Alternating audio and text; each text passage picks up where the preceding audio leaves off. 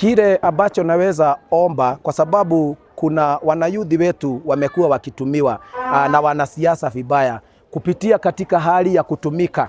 Ile jambo la kutumika vibaya, hiyo inaleta changamoto katika ndani ya maisha yao, na unakuta ya kwamba mwanasiasa anakuja anatumia mwanayuth na mambo ingine, urusha mawe, fanya hivi, fanya vile, na hiyo mambo yote hayawezi yakaleta mwelekeo mzuri katika kwa wanarika wetu. Kile ambacho ningeweza kuomba katika nchi yetu, kama ni yule ambaye anaomba kiti fulani, aweze kushikana na wananchi, kwa sababu kutumana katika hali ya kupiga kuinukia hapa na pale katika hali ya kisheria, huwezi ukakuja ukaweza kusema ati nitaharibu amani ya wananchi. Vile ambavyo ningetaka kuomba wanasiasa katika hali ya kukuja kusema ya kwamba ati mimi nitatumika kwa kiwango hiki wala kingine, mwananchi nataka kumuongeleshea, na sana sana wanayuthi wetu wasije wakatumike vibaya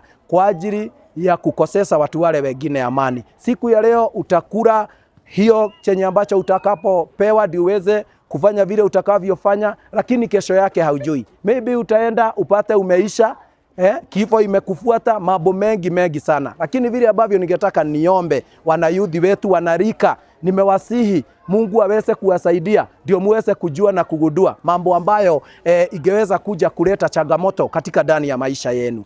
Kwa sababu tunataka kanisa iongee ukweli kuhusu ile maneno inaenda katika Kenya hii yetu. Naona mambo imesabaratika kidogo. Kuna maneno ya vijana ambaye saa ingine wanatumika vibaya na wanasiasa, lakini tunataka kuambia kanisa isimame imara na kanisa iseme tu ukweli, kwa sababu ukweli ndio itaokoa nchi hii.